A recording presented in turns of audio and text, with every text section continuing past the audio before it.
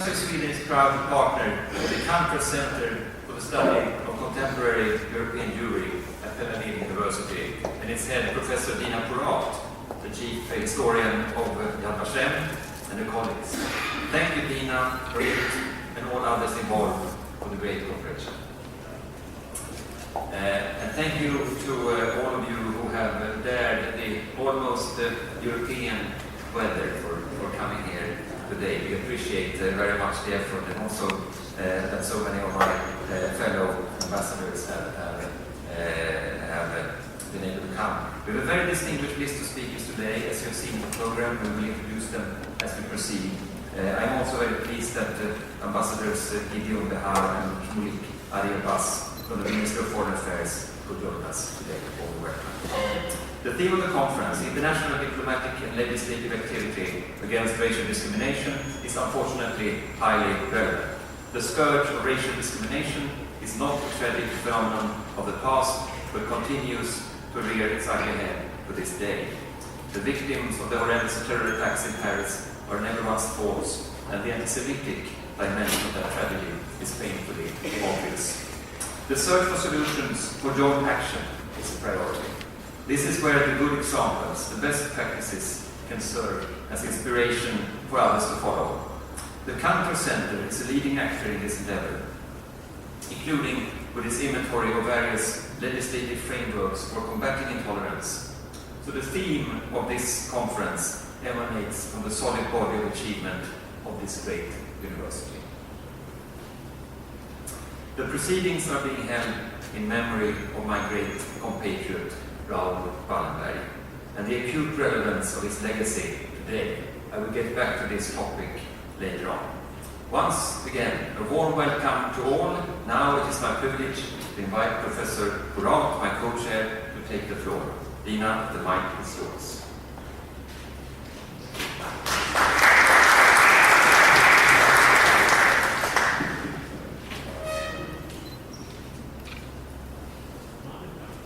Thank you, Mr. Ambassador, the Ambassador of Sweden, and his staff, Julia Fielding and Eva Taylor, who are present here. Thank you for the cooperation and for the good spirit in which all this is being organized. Many thanks for all those who came. We really apologize to all our friends from Sweden for the weather. We tried our best, but this is the result. We thank everyone who came from far away. We would like to thank our president for taking the time to come to us, and the Professor Klafter, and the Vice President, Professor Ranan Ryan. Thank you also, I'd like to mention the presence of Mrs. Cecilia Olga. The AH is always an obstacle. And she is the grandniece of Wallenberg, and she is most welcome, and she will speak today, and so will Minister Olga. It is indeed a significant date.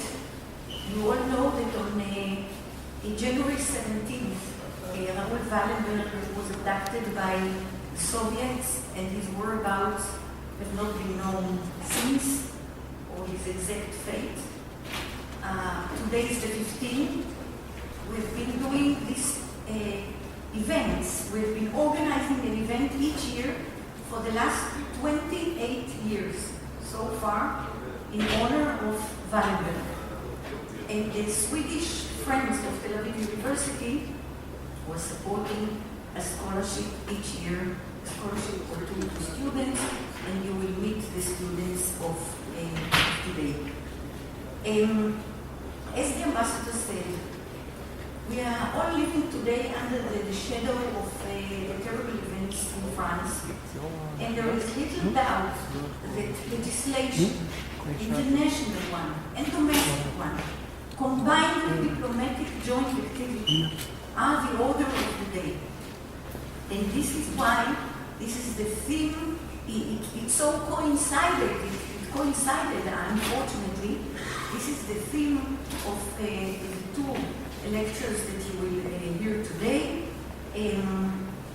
After the greetings from Minister Orbach, from the president of our university, then Professors Erwin Kotler and Professor Yoram Binstein will speak about that executive, about international responsibility and about the appropriate legislation. Taliana Amat, whom you see on the program, was very active in organizing, compiling, editing the two books that you see outside.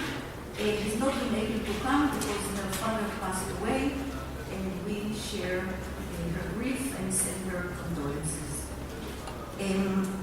Then we will have a last session, Remembering Wallenberg, in which Mrs. Cecilia Olberg will speak, Professor Ranan Ryan will give out the scholarships, and Mr. Danny Reiner, who is head of the office of the Raoul Wallenberg Foundation in Israel, and they are also very active for many years doing events in his memory, will conclude. So, thank you again for coming.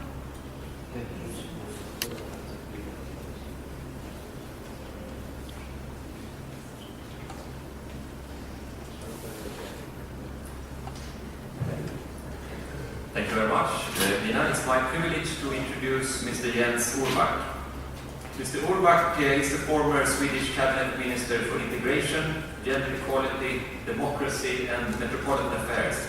Currently he serves as the Secretary General of the Olof Palme International Center, active in the field of international development cooperation with a focus on civil society development and party-to-party support. In addition to a number of political positions for the Swedish Social Democratic Party and public and private sector employments in Sweden, Mr. Urbach was for many years one of Sweden's leading investigative journalists and anchormen in TV and radio with a focus on current affairs. We are very proud to have you here, Jens. Thank you very much for coming. The floor is yours. Thank you very much. It is sometimes said that man is defined by his or her standpoints or by his or her choices. And I think it's very much so. The words that we speak are actually dwarfs compared to the examples that he gives, that is a giant. On the very day that Raoul Wallenberg disappeared, his colleague and friend Per Anker heard him say, "To me, there is no other choice." So, Excellencies, ladies and gentlemen, dear friends, we are here today to remember the deeds of Raoul Wallenberg, who disappeared in Budapest in the middle of January 1945. And this month also marks 70 years since the liberation of Auschwitz. Yesterday we were in Beersheba, and it was also very touching, I think, to see the threads from history leads when an 82-year-old man, Kfir Pinchas, came up to you, Cecilia, the grandniece of Wallenberg, to meet and to thank. When Raoul Wallenberg issued thousands of Swedish protective passports in Hungary to Jewish people, he was working in an unconventional or irregular way as a diplomat. And unfortunately, we must say that the Swedish government at that time had a weak performance in finding out the destiny of Mr. Wallenberg. And it really was a destiny where Raoul Wallenberg were challenging one of the worst undemocratic ideology of the century, the National Socialism. And he was taken by the other one, the communists. Today, anti-Semitism is still present around us, as we heard the ambassador say, not the least in Europe. Last week, horrendous attack in Paris are a strong reminder that anti-Semitism and other forms of intolerance must be condemned and fought tirelessly. we must defend freedom of expression in every way to protect an open and democratic society. How can we support those in danger because of their beliefs and origins? How can we prevent disaster? How can we prepare ourselves for situations that we are utterly unprepared for? I ask these questions because actually we don't know how we will react in a very difficult situation. I'm sometimes myself surprised to see who is the man and who is the woman that is brave in that difficult situation. And sometimes I'm let down, and sometimes I'm very surprised. I think it's possible to prepare, and I also think it's possible to prevent. We can prevent catastrophes, or we can try to prevent catastrophes by building decent societies, by building societies for our better selves, by building societies that are characterized by compassion and care between people. And of course, we have to build societies for security. I was once also minister for Swedish minorities, and one official minorities in Sweden is Jewish people, and it's an obligation for the government to make them feel safe in their homeland. I hope we can prepare as well by telling and retelling central events from the history. The Holocaust is such an event. We need to tell that story over and over again. Let me also take a minute to talk about another famous Swede. His name is Stellan Skarsgård.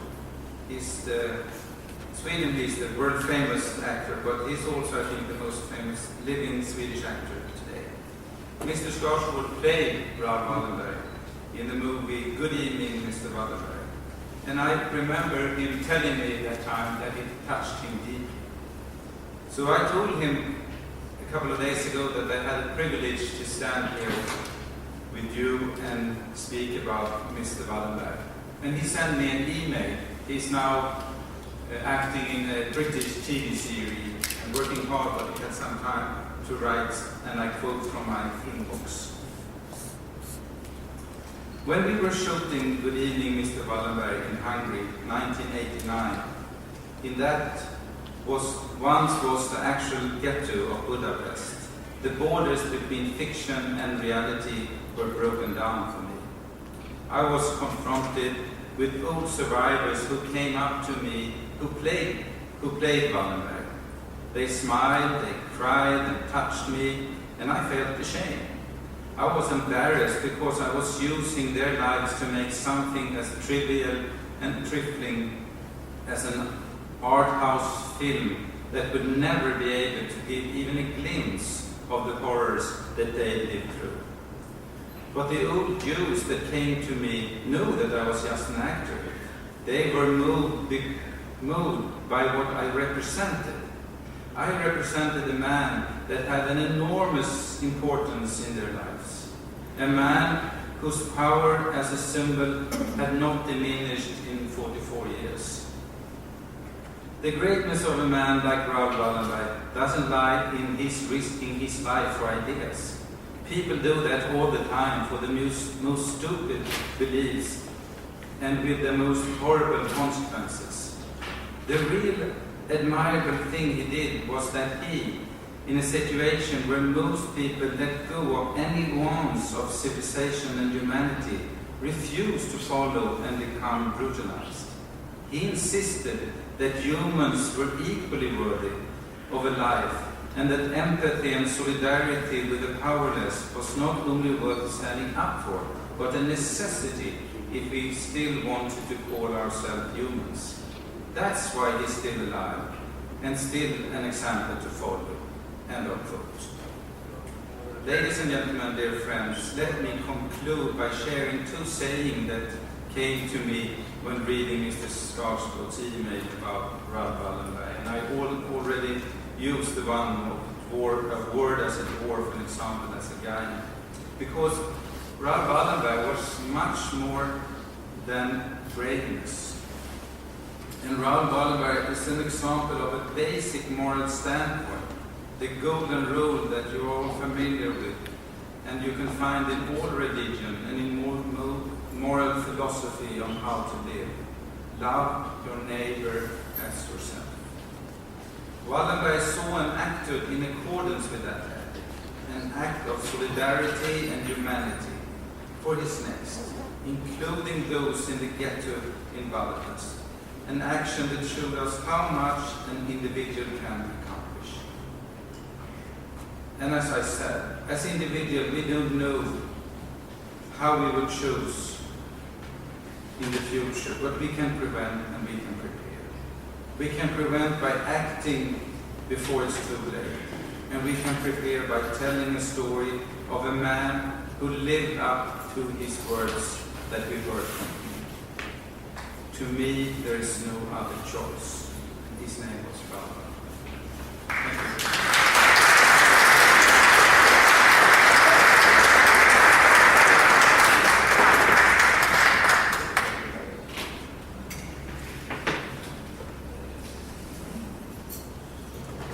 Thank you so much, Mr. Robert, for your words and for the quotations that you have brought.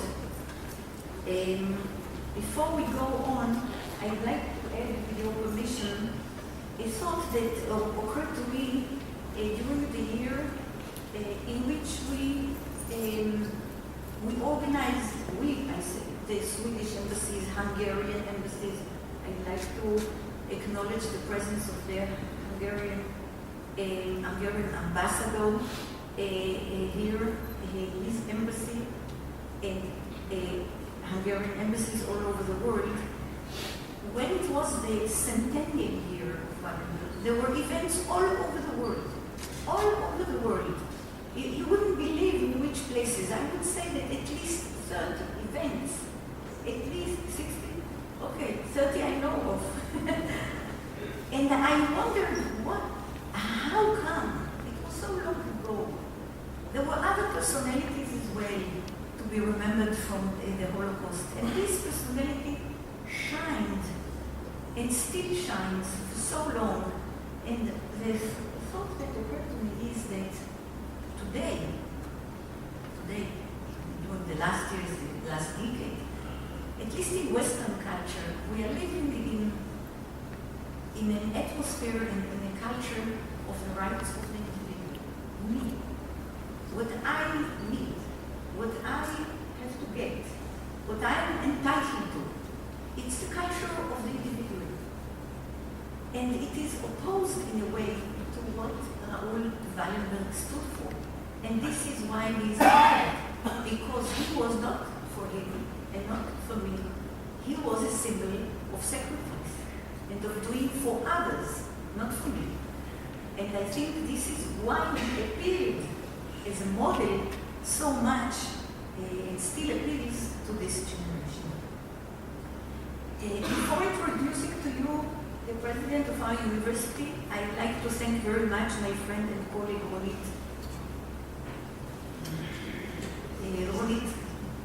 Greenfeld, who is the heart of our office, of the Cancer Center office. And now we will hear Professor Joseph Klafter, president of our university. If I read to you the list of all his academic accomplishments, we'll never finish. And I just say shortly that he's a renowned scholar, a world international renowned scholar of physical chemistry. He has been and is chair of chairs, incumbent of chairs, head of institutes. He published 400 articles. 400 articles in his field, in physical chemistry. The list of the prizes he got is extremely long, and he served, very important, he served as the chairperson of the Israeli National Science Fund executive. Since October 2009, he is the president of our university, and I'd like to say something that is not formal, but is definitely true, that his door is open to the faculty, and you can come, and you can suggest, and you can discuss, and have a listening ear.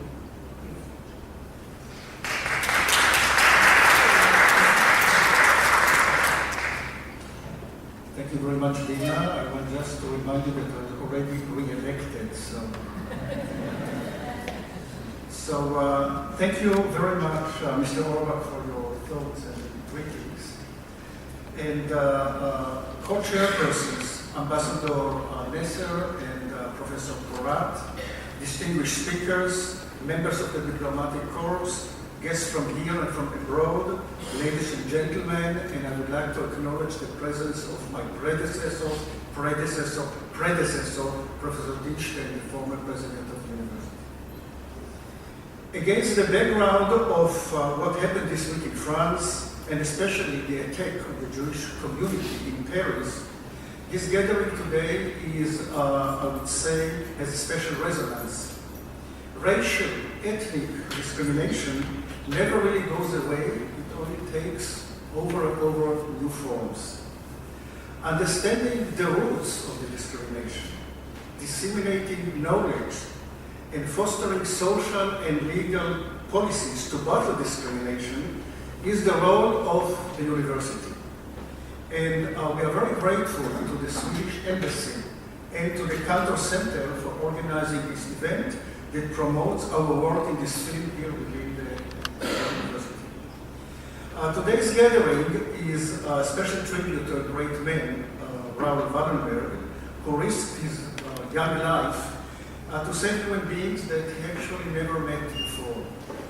The date, as was mentioned, January 15th, is very close to January 17th, 1945, the abduction day of Wallenberg 70 years ago.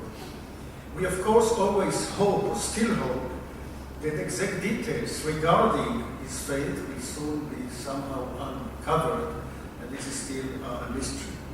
This year also marks the 70th anniversary of the liberation of Auschwitz, and a decade for a very important, I would say, decision. The United Nations determined this day, the 27th of January, to serve as the International Holocaust Remembrance Day for all UN member countries. Here at Tel Aviv University, we have been allocating Raoul Wallenberg Scholarship for the past 28 years, and I would like to congratulate the recipients of this scholarship today. And what I learned earlier, that my vice president, Rana Ryan, was also a recipient. Yes, I complained that I wasn't, but it's too late. These scholarships support students who study human rights and the history of the Holocaust. And it was funded by the Swedish Friends of Tel Aviv University, and I'm very, very grateful for the Association of Friends in Sweden for this, I would say, initiative. I would like to extend a special thanks to our guests from Sweden, the former Minister Orbach, and the Wallenberg family member, Ms. Cecilia Arberg, for your presence here today. Now, the topic of today's discussion is the international diplomatic and legislative activity against racial discrimination, an area of expertise here at Tel Aviv University, at the Cantor Center, but also in other institutes who dedicate themselves for related, I would say, research. We will be getting global and multifaceted perspective on what is a global and multifaceted challenge.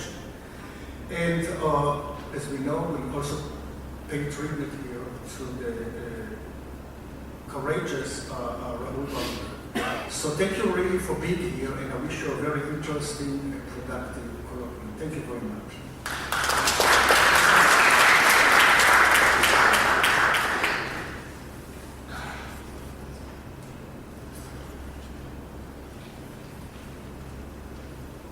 Thank you so much, Professor Krafter. And now we turn to two short lectures by Professor Kotler and Professor Dinstein. Let me introduce first the Honorable Irving Kotler, who is a member of the Canadian Parliament, Emeritus Professor of Law at McGill University, and former Minister of Justice and Attorney General of Canada. Again, if I go on like this, it will be very long. His list of achievements is remarkable, and not to say unbelievable.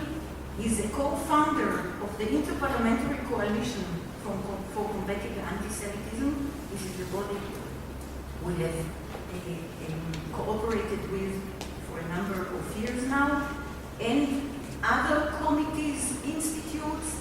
But what strikes the most, I think, one who reads his biography, is that he has represented political prisoners all over the world, including Nathan Sharansky and Andrei Sakharov in the former Soviet Union, Nelson Mandela in South Africa, Jacobo Timerman in Argentina, Saad Eddin Ibrahim in Egypt, and the Nobel Peace Prize laureate Liu Jiaso, and in China.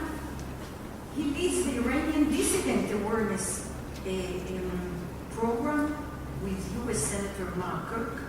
And as I told you, I could go on and mention some 11 honorary doctorates, but I think it would be best to invite him and to hear his words. Please.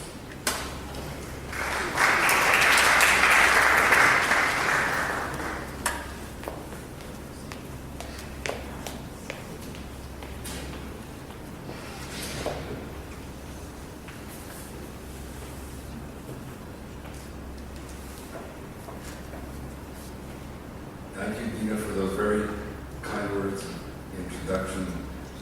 I particularly appreciated coming from a very good friend all these years. And may I just say on behalf of all of us that gathered here to express appreciation to you for your abiding commitment, engagement, achievement, not only with respect to keeping the legacy of Raoul Wallenberg resonating in the university and beyond, but for all you've been doing in the struggle against racism and discrimination, symbolized by the volumes that have been published under your auspices and which underpin the work that we do in this field and which brings us here together today. I want to as well express appreciation to the Swedish government's representatives here, with whom I've had the pleasure to work all these years, to Cecilia Hammer, representative of the Raoul Wallenberg family, with whom I shared, and I'll relate to a very moving visit to Oswiecim last April, to the various representatives of the diplomatic corps, friends of Raoul Wallenberg, and in particular the opportunity to be able to be here in Israel to commemorate this momentous occasion. And so I'm delighted to participate in the common cause which brings us together, which is the struggle against hate, against racism, against anti-Semitism, against mass atrocity, all of which found expression in the recent events in France, but not only in France, and against the crime whose name we should even shudder to mention, namely genocide. And all this as part of the larger struggle for human rights, for human dignity, for international justice in our time.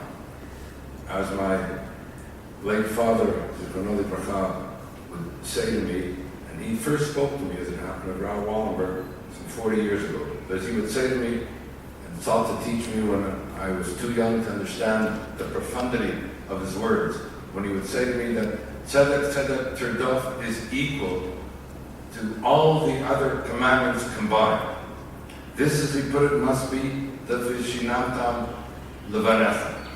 This must be your life's work, and this is what you must teach onto your children. As you would say, the word tzedek in Hebrew requires at least 3 words in English or French to exemplify justice and charity and righteousness. But I have to say that it was my mother, Zikunali Bracha, when she would hear my father speak to me about the importance of pursuing justice, she would say, in the spirit, if you will, of Raoul Wallenberg, whom she had not heard, but would say to me that if you want to pursue justice, you have to understand, you have to feel the injustice about you. You have to go in and about your community and beyond and feel and combat the injustice. Otherwise, the pursuit of justice remains a theoretical abstraction. And I want to, sitting in front of me, is commend my old friend and colleague over the years, Yoram Dinsky, who has been in the trenches of the pursuit of international justice all these years. Kol hakavod.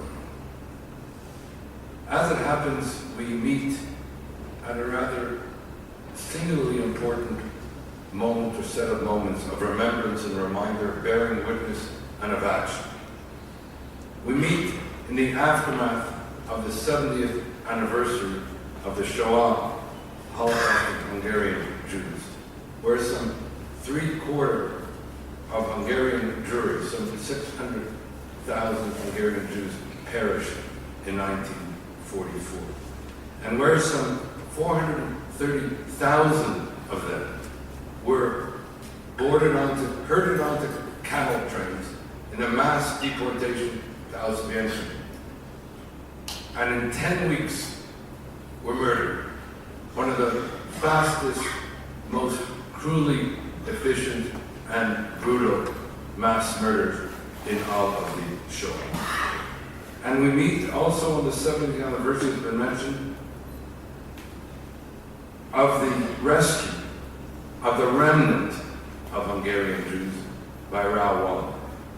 This hero of humanity, this saint just of the nations, has been called, who showed how one person with the compassion to care and the courage to act can confront evil, can resist, and can thereby transform history.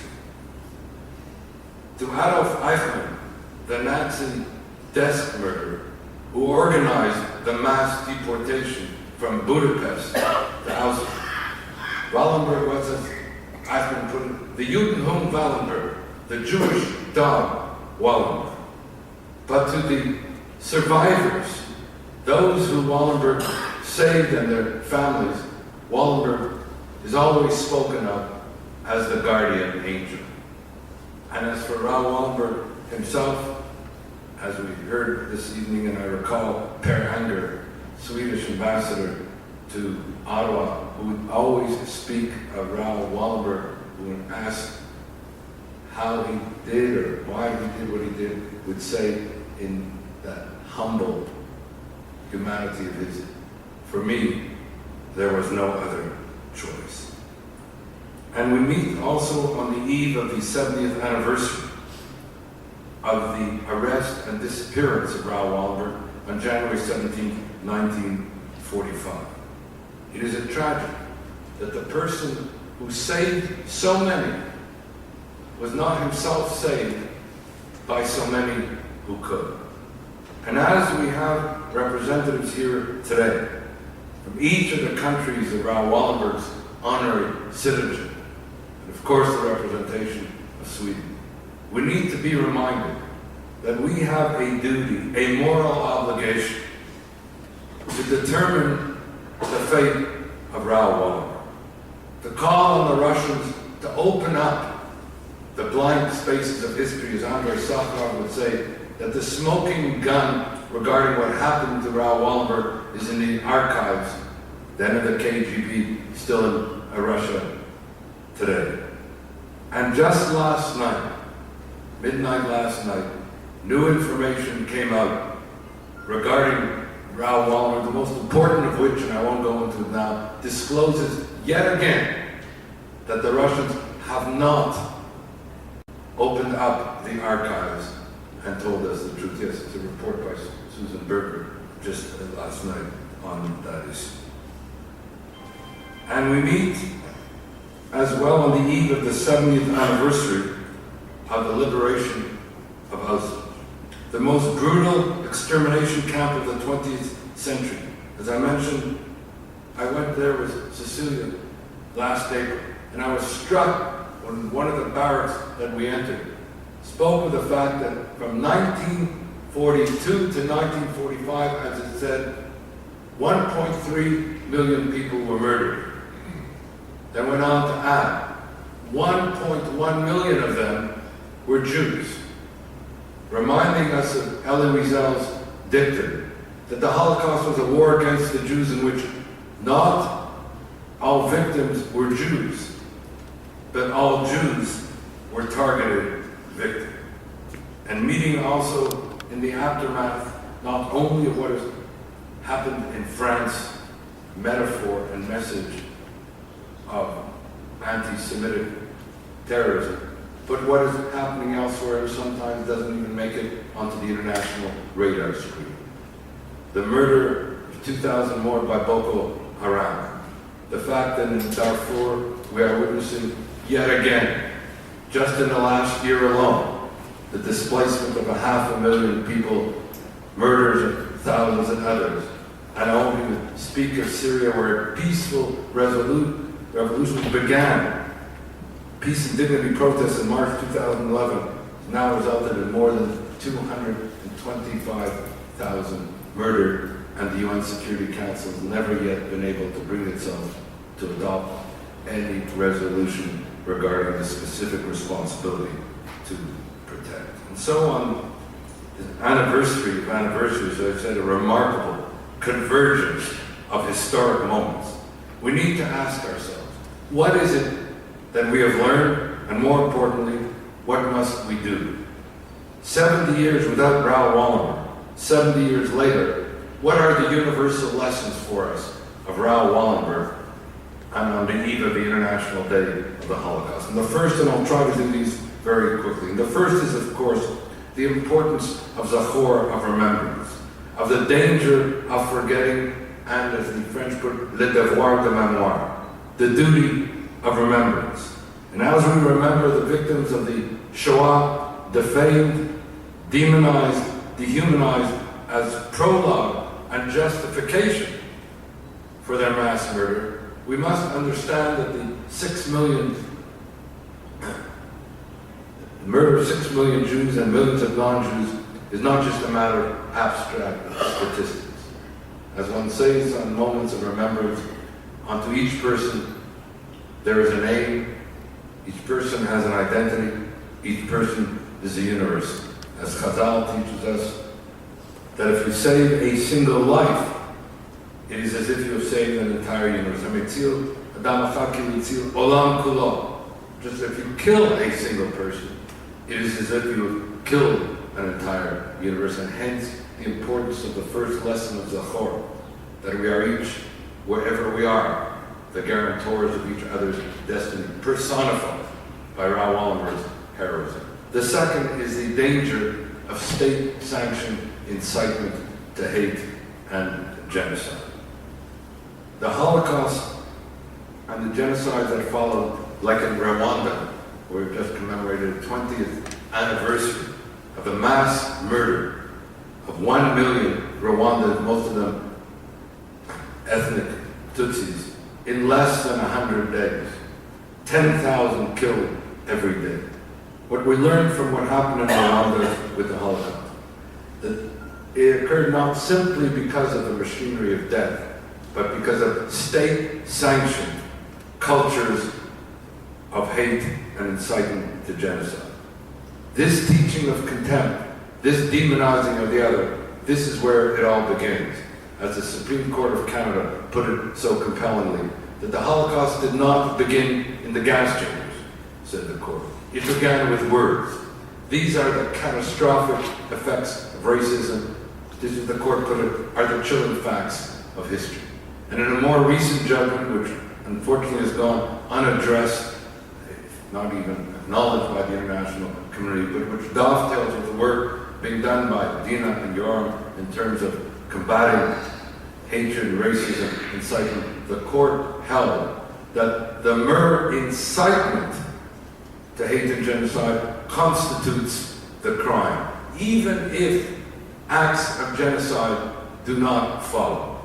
The crime lies in the incitement, and there is a responsibility to utilize all the international and, where appropriate, domestic juridical remedies to combat it. Which brings us to the third lesson. The third lesson is the danger of anti-Semitism, the oldest and most enduring of hatreds. If the Holocaust is a paradigm for radical evil, then anti-Semitism is a paradigm for radical hate. Jews died at Auschwitz because of anti-Semitism, but anti-Semitism did not die at Auschwitz. And as we continue to learn, tragically, only too well, and as France reminded us yet again, that while it begins with Jews, it doesn't end with Jews. A fourth painful and poignant lesson is that these Holocaust crimes, and that in Rwanda, resulted not only from the state-sanctioned incitement to hate and genocide, but from the indifference and inaction in the face of such incitement and the mass atrocities that followed. What makes the Holocaust, what makes the Rwandan genocide so unspeakable is not only the horror of the genocide itself, but that this genocide was preventable. Nobody could say that we did not know. We knew, but we did not act. Just as with regard to Darfur, nobody can say that we did not know. We knew, but we did not act. Making a mockery of the lessons of history, of the responsibility to prevent and protect. Let there be no mistake about it. Indifference and inaction always means coming down on the side of the aggressor, never on the side of the victim. The fifth lesson has to do with the danger of cultures of impunity, of the responsibility of bringing war criminals to justice. If the 20th century was the age of atrocity, it was also the age of impunity. Few of the perpetrators were brought to justice. And each time that the culture of impunity is allowed to affirm and sustain itself, then we invite even more atrocities. South Sudan being the latest example. It's 10 years since the president of Sudan, al-Bashir, was indicted for war crimes, crimes against humanity, and genocide. He continues not only to be able to travel freely, even being a welcome guest in African capitals, but the International Criminal Court prosecutor just announced that she will not even drop the case against him because there does not appear to be any international commitment to bring him and or to list others into justice. A sixth lesson is that the Holocaust was made possible not only by the bureaucratization of genocide, which Adolf Eichmann personified, of which Robert Lifton wrote about, but because of la trahison des clés, the betrayal of the elites, lawyers, judges, church leaders, educators, architects, engineers, all of whom not only partook, but even became the gatekeepers, the architects of the death camps and the like. And so Nuremberg crimes were the crimes of the Nuremberg elites. And it's our responsibility, as Raoul Wallenberg demonstrated again and again, to confront those elites exercising and engaging in evil, to speak truth to power, to make power accountable to truth, to ensure that the double entendre of Nuremberg, the Nuremberg race laws on the one hand, and the Nuremberg principles of bringing war criminals to justice on the other, become part of our learning as they are part of our legacy, and that they are taught in law schools and not just written about in books. The sixth lesson, and moving to a close, concerns the vulnerability of the powerless and the powerlessness of the vulnerable. Found expression in the Nazi racial hygiene of the sterilization laws, the Nuremberg race laws, the euthanasia laws, all of which targeted the Nazis' own words, those whose lives were not worth living. And it's instructive to note that the first group, as Henry Friedlander writes in his book on the origins of genocide, the first group singled out as targets of mass murder were the Jewish disabled. And so it's our responsibility as citoyens du monde to give voice to the voiceless and to empower the powerless, be they the disabled, the poor, the elderly, women victimized by violence, or vulnerable children, the most vulnerable of the vulnerable. In my wife's presence, she knows that I always quote on such an occasion the words of my daughter when she was 15. She's now 34, who made Aliyah. At the age of 15, she said to us, "Daddy, if you want to know what the real test of human rights is, then always ask yourself, at any time, in any situation, in any part of the world, is it good for children? Is what is happening good for children? That's the real test of human rights." And we are failing that test day in and day out. The eighth lesson, you know this, I need not, I only mention it because you know, is the cruelty of both Holocaust denial and Holocaust inversion.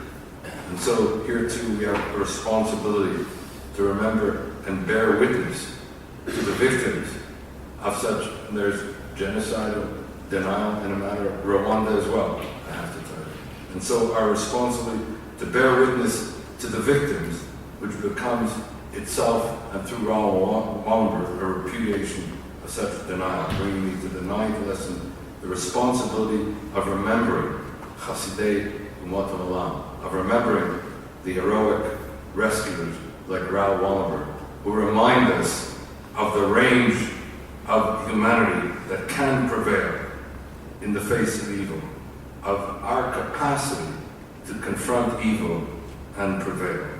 And may I close at this point with paying tribute to Holocaust survivors themselves on the eve of the International Holocaust Remembrance Day.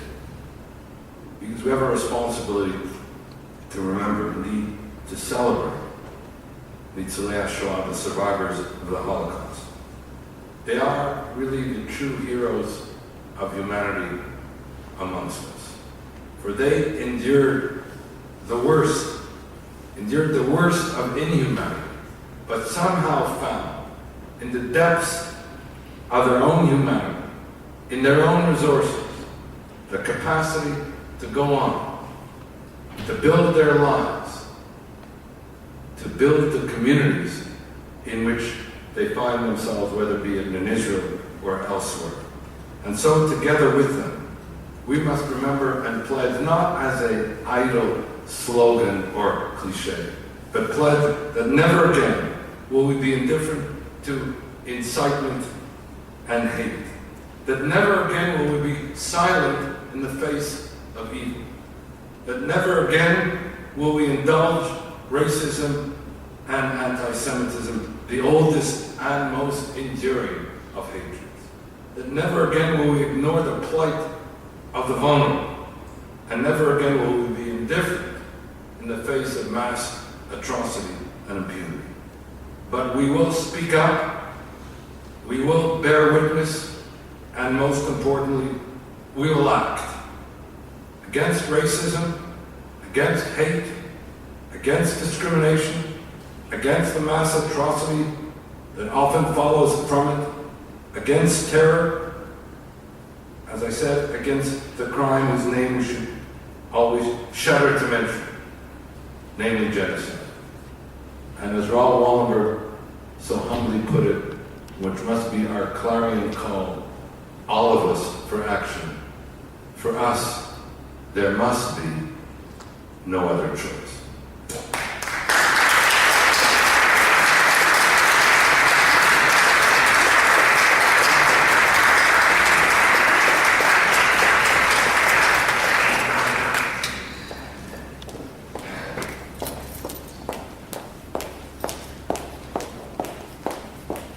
Thank you so much, Professor Kotler.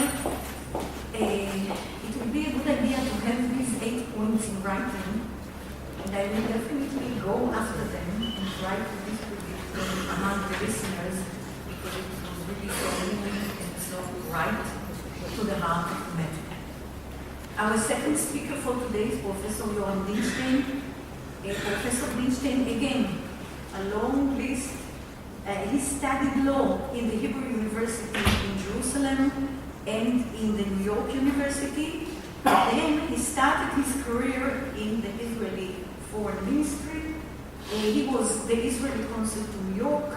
He was a permanent member of our delegation to the UN for at least some 4 years. Then he was dean of the law faculty in Tel Aviv University. He was rector and provost of the university for some 6 years, and for good 8 years, 2 terms, he was president of our university. He has a long list of engagements, positions, head of in abroad in many a country. I just mentioned that he is also the head of the Israeli part, the Israeli office of Amnesty International, and that he founded and he still edits the human rights annual that is being published by the Faculty of Law in Tel Aviv University, I think for 44 years. And that's a major publication, a central major publication in the field. I'd like to add, I hope that Professor Dinstein, you will add it to your CV, that you are the head of the academic committee that is behind the books of legislation that you see outside. It's a very distinguished committee. Professor Dinstein is the head. We have 2 Supreme Court judges, Supreme Court Judge Yakim Rubinstein and Daphna Barak Erez on the committee, so we are in good hands. And before I ask him to come, I'd like to tell you this. Professor Dinstein is a very special personality. We all know that for many years. We've been to Mexico together, and there was a panel. The Mexican Minister of Justice, Professor Dinstein, and me. Each of us had 20 minutes, and the occasion was again, Holocaust Memorial Day, opening of an exhibition on Anna Frank. The Mexican Minister of Justice didn't know much about Anne Frank, and he finished after 10 minutes, and I said to myself, Yofi, now I have 30 minutes, these 10 minutes, and my 20. Okay, I'll speak. I was born in Buenos Aires, so I was speaking Spanish. After 20 minutes, Professor Dinstein says, enough, the 20 minutes are over. I said, but I have 10 more. And he said, no, my dear, whatever you did not say in 20 minutes, you will not say in half an hour.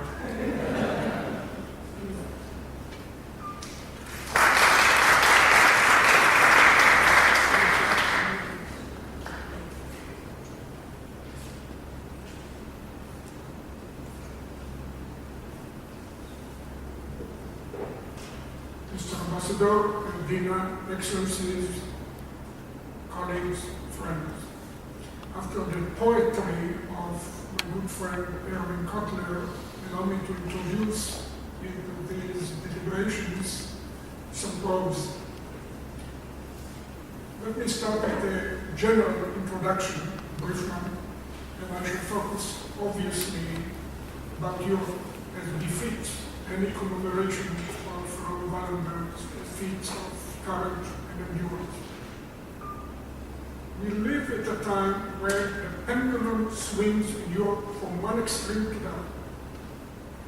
One extreme is today represented by the intelligentsia, the intellectual elite, the governments in almost the entire continent, and that is a response to the Nazi crimes and out of aversion to the tyranny and totalitarianism, they move all the way to the other extreme which is tolerance.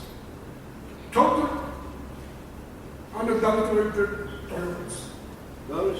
Now that clearly creates a backlash amongst many people, especially now that the memory of the Holocaust has faded in quite a few quarters, and where most people in Europe grew up after the Holocaust.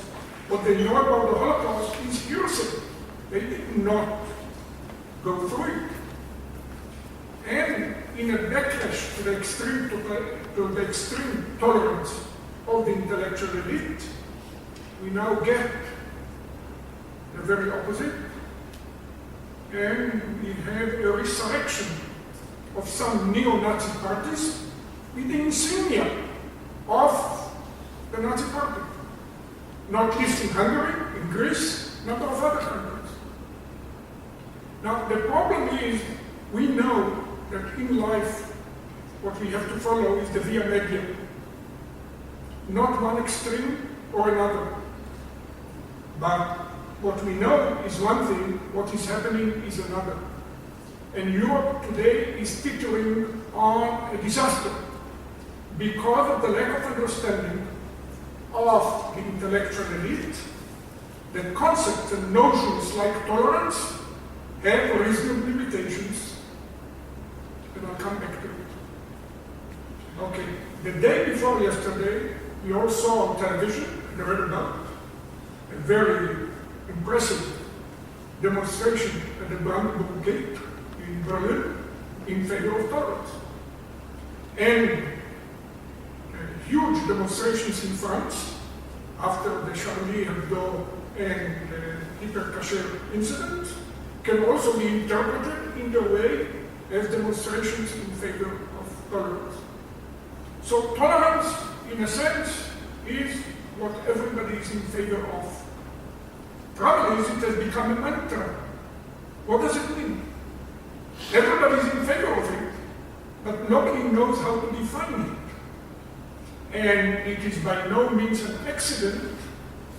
There is no international treaty about tolerance. There are lots of international treaties about racial discrimination. None about tolerance. Nobody really knows how exactly to define it. And that is, again, not an accident, because what does a definition mean? A definition actually means that you make it finite. You establish fences. In Hebrew, it says yad laTorah. Around the concept, you must build a fence. What is in, what is out. Nobody wants to deal with this issue. Now, tolerance has to be understood. Tolerance essentially means the right to be different. Tolerance means that individuals, and more importantly, groups, have a right to a distinct existence. And I'm using the term distinct in the Canadian sense of the famous debate that occurred years ago. Yes, French Canadians have a right to a distinct existence like everybody else. Now, what does that mean? It means that if you belong to a group, you cannot be forced to assimilate, you cannot be forced to become part of a melting pot. You have a right to retain your characteristic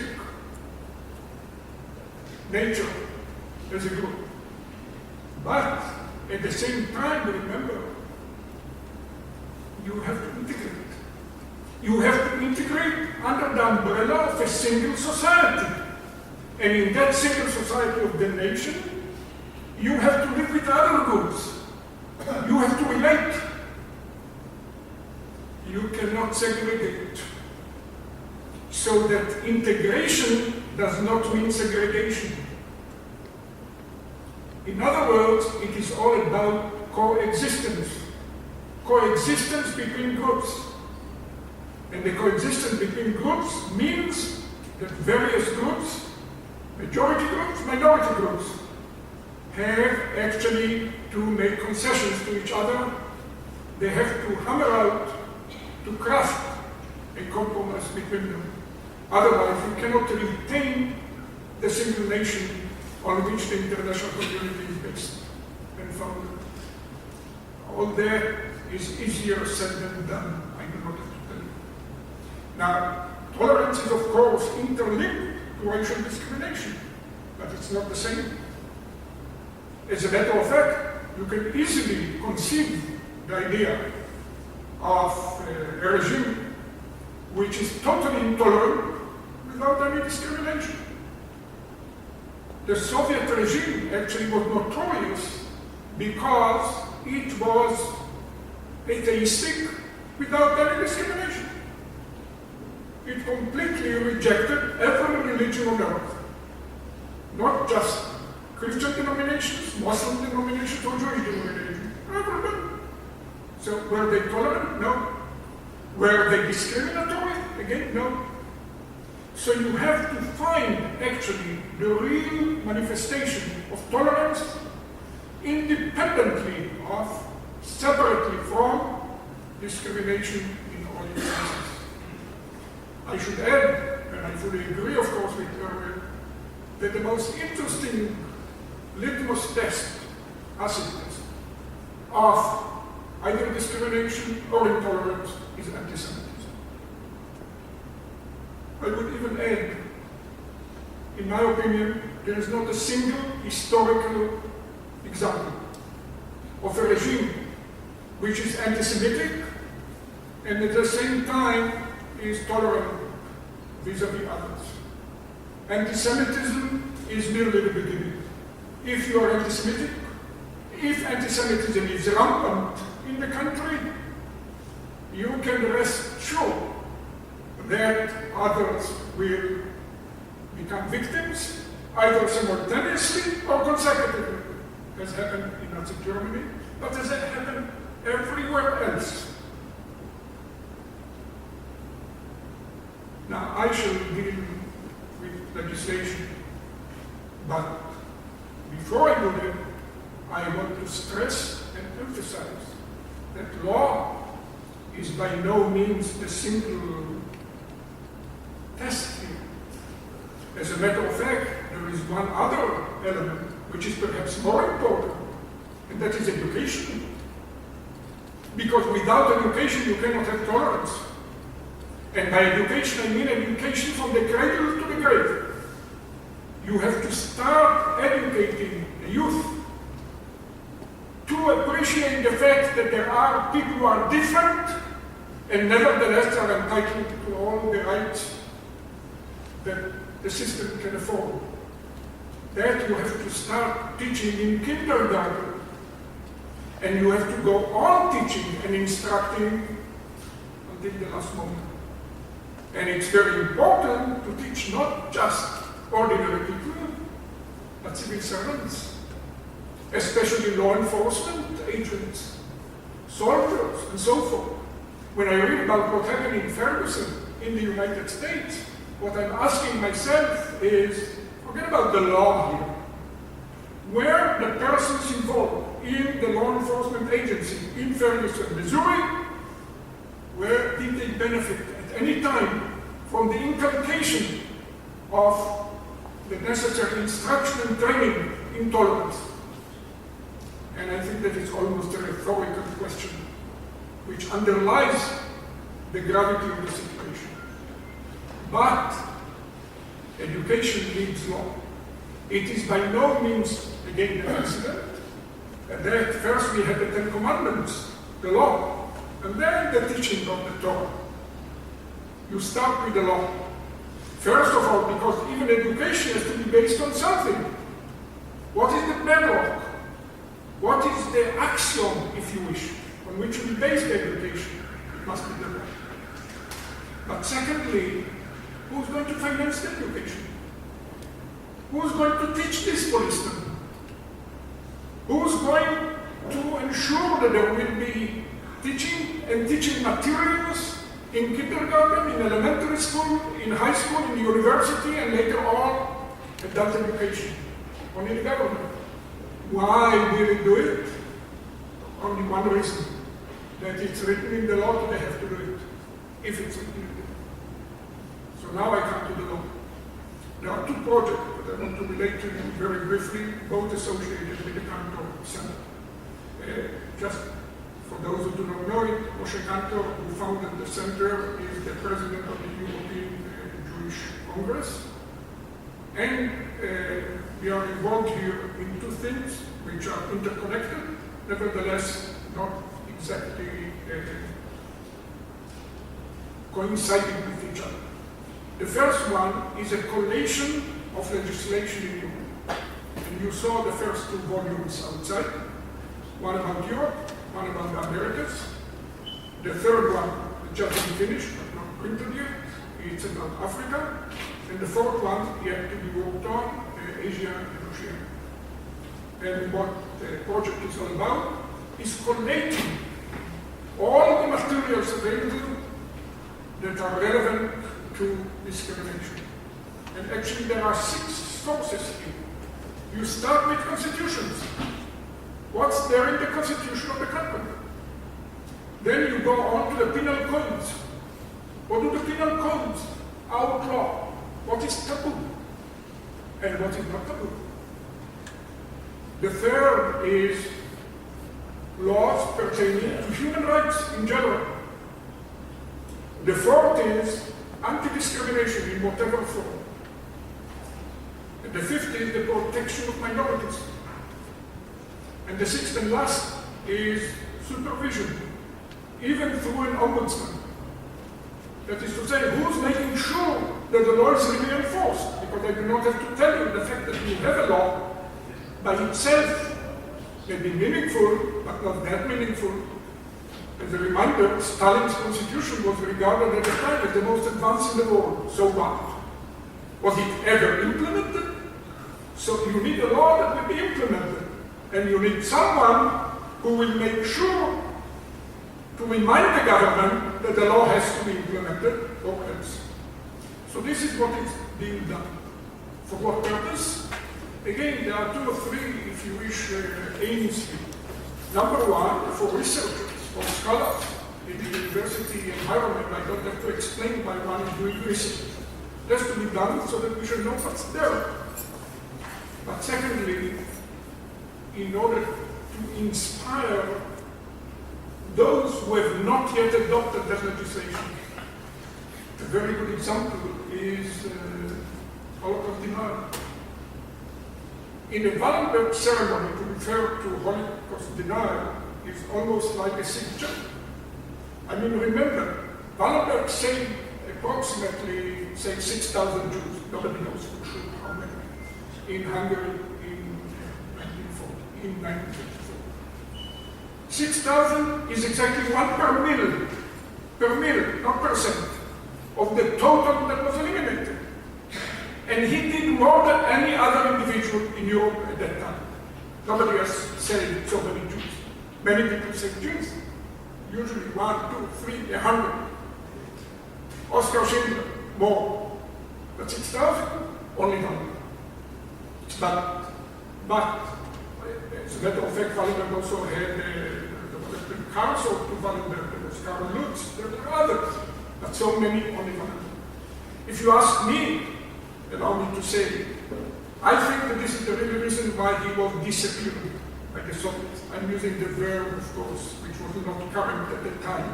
It became current much later.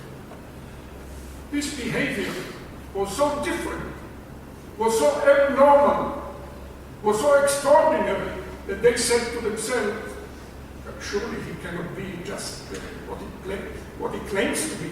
He must be an American spy or something. And that's why they grabbed him and ultimately, probably in 1947, executed him in the Lubyanka. Now, but I go back to Holocaust denial. How many European countries actually adopted legislation about Holocaust denial? And in what form? And it's very interesting to compare what is actually the text. What does it relate to? Incidentally, if we mention Hungary, Hungary has such legislation, but it has been amended compared to an earlier text which was valid, yet it was amended. Now the question is, are all amendments necessarily improvements? But more importantly, what do we do about countries that refuse to adopt such legislation? And some of them are not suspected of being, of running afoul of human rights. The UK, for example. So we hope to inspire. We also hope that we learn from each other in terms of the details of what you do, so everything can be done better. So the Swedes should see what the Norwegians are doing, or the Danes, not to speak about non-Scandinavians. Okay, this is project number one. The second project, which is run under the European Center for Tolerance and ECTR and Reconciliation. The R is of merely semantic importance. The European Center for Tolerance, established by a number of former heads of state, including the late Havel of Czechoslovakia, and then Aznar of Spain, former president of Poland, former president of Cyprus, many others. It's now co-chaired by Moshe Kantor, so here is the common denominator, if you wish. A group of experts, I am very proud to say that I coordinated and chaired it, assembled in order to work out a model law for all European countries. Only European. Why only European? Because the presupposition is that these are democratic countries. We do not deal with non-democratic countries which embarrass them. But not in Europe. If you are a European country, you must become a contracting party to the European Convention on Human Rights. If you refuse to become a contracting party to the Convention on Human Rights, you cannot be admitted to the European Council. End of matter. You must be democratic. Okay, but in the course of being democratic, we have to do certain things. And what we are saying is, you have to commit yourself to the preservation of tolerance subject to limitations, which I'll come to obviously once and obviously not second time in a moment. And basically fight xenophobia, anti-Semitism, and other phenomena, including even homophobia. There are all sorts of ills out there in the world that have to be fought, have to be struggled against. Somehow or another, we have to overcome them. But in that legislation, we are defining not only tolerance.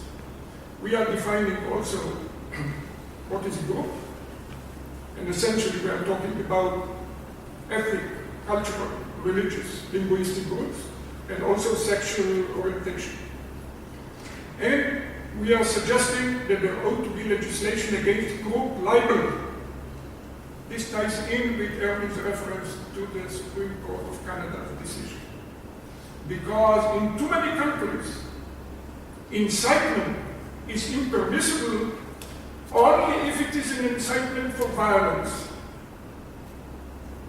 What we are saying is, even if the incitement is not yet about violence, it is liable to lead to violence. If you are holding groups to ridicule, if you are trying to offend them, if you are saying that all gypsies are thieves, if you are saying that all Jews are usurers, and so forth and so on, all Muslims are terrorists, you are paving the road to the opposite of terrorism. And we think that there ought to be the broadest possible definition of hate crimes. There are many definitions of hate crimes. What we are saying is every crime can become a hate crime. It all depends on the circumstances. If you take murder or arson as an example, if 4 Jews happen to be murdered in Paris by happenstance, randomly, that of course is not a hate crime. But if a person goes into a Jewish kosher supermarket, a hyperkasher, and shoots them because they are there, because he knows and suspects that they are Jews, this is a hate crime. Arson is a crime. But if you burn down a synagogue, or a church, or a mosque, this becomes a hate crime. And hate crimes have to be treated as aggravated crime and fought against in the full sense of the word. It's not done in most European countries as yet. Now, for his price, now I want to say something about limitations. Limitations are perhaps the most important part of what we are doing, because you have to define those limitations which are acceptable, permissible, kosher if you wish, and those that are not.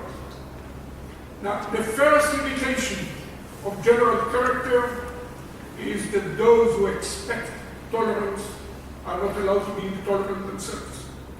And this is often forgotten in Europe of today. Permitting an imam to preach the radical Muslim, terrorist-oriented propaganda, as is being done in Britain today. And Britain is a country which is completely committed to the fight against terrorism. But it does not dare touching such an imam in the name of tolerance. This is nonsense. And if we learned anything from the Nazi experience, it is that the Nazis should not have been permitted by the Weimar Republic to assume power. It's as simple as that. Because once Nazis assume power, they never let go, unless there is a world war and tens of millions of people perish. And this is true of neo-Nazi parties in Europe today, which have to be fought to the hilt, and they're not. Why? Because, as I said before, the intellectual elite is committed to the idea of tolerance until you not understand. The second German comment is that tolerance is not only vertical, it's also horizontal. It's not only in the relations between the group or the individual and the government, bottom to top, top to bottom, it's also horizontal. Group to group. One group must show tolerance to another. If you refuse to show tolerance to another group, who are you to seek out tolerance vis-a-vis yourself? To use the legal expression, you are stopped, barred from doing so.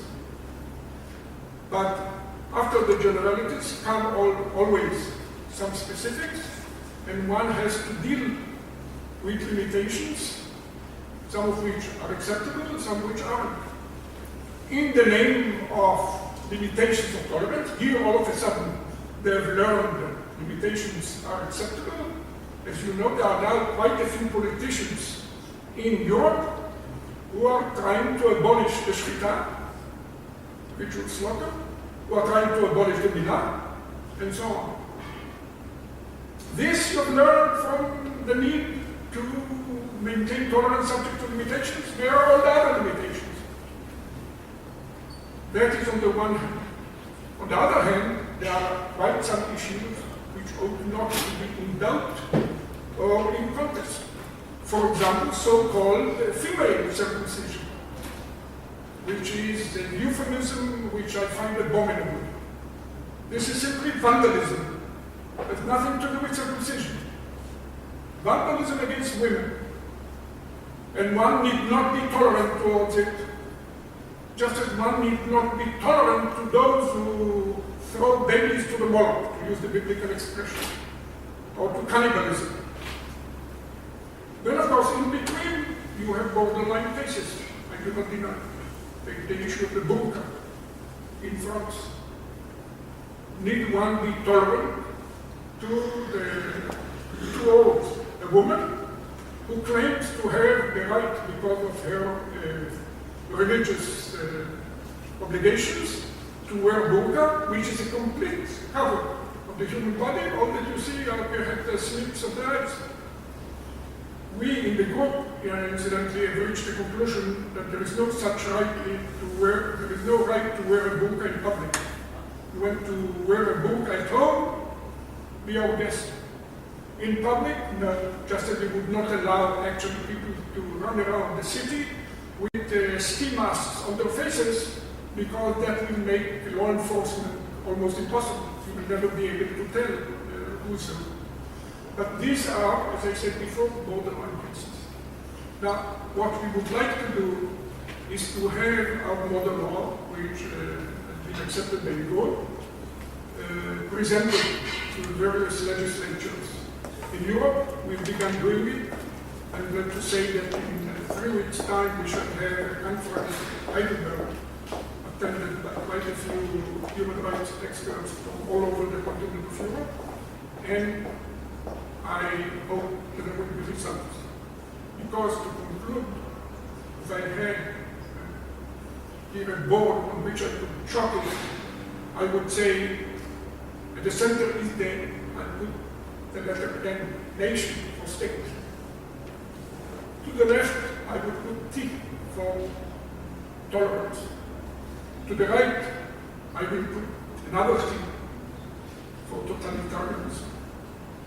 And what you have to do is to work out the right formula, because otherwise you have TNT, which will break down the fabric of society.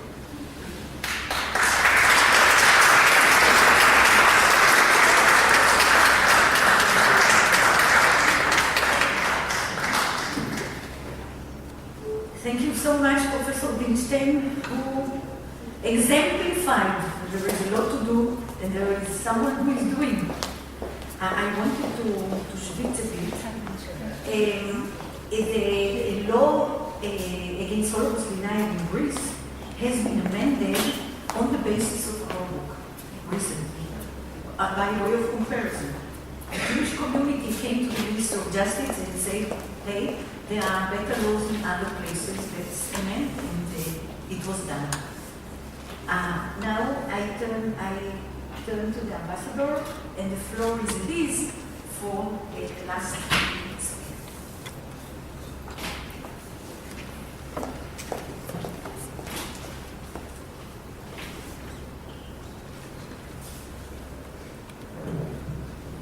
Thank you very much.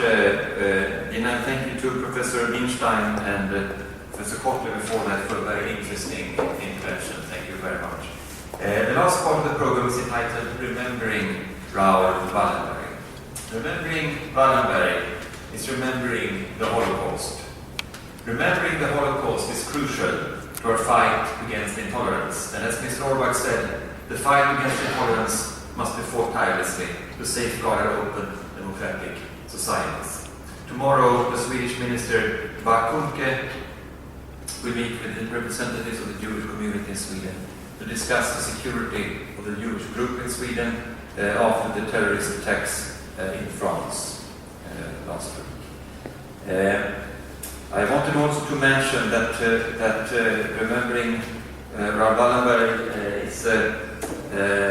is multifaceted, of course. The ambassador of Estonia, Malle Mustonen, is hosting a screening of the opera Wallenberg by Estonian composer Tyr tonight at the Cinematheque with the International Raoul Wallenberg Foundation and the Swedish Embassy as co-hosts, and some of you are also going to attend that. Yesterday, the Swedish Embassy participated with Professor Kotler and the Ambassador of Hungary in an important conference in Beersheba devoted to Raoul Wallenberg. I wanted to remind you also that the painting over there by the stage is from the Swedish Embassy's portrait painting project for remembering Raoul Wallenberg through the works of art of some 40 art students at the B'Tselem Academy in Jerusalem over last spring. We are now in the process of implementing a project of interviewing survivors who were rescued by Raoul Wallenberg. We are thinking about other ways in which to honor his legacy. But for us, the cooperation with the Campbell Center, with its 28 years of focusing on Wallenberg and honoring his legacy, is of course the cornerstone of the embassy's activities in this regard. With this, I would like to invite Cecilia Åhlberg to the stage. Ms. Åhlberg is the great niece of Raoul Wallenberg and the granddaughter of Nina Lagergren, Raoul's sister. When not busy with 4 children, she is active as a board member of the Raoul Wallenberg Academy in Sweden and is in charge of the Raoul Wallenberg Prize in Sweden. Cecilia, welcome. The floor is yours.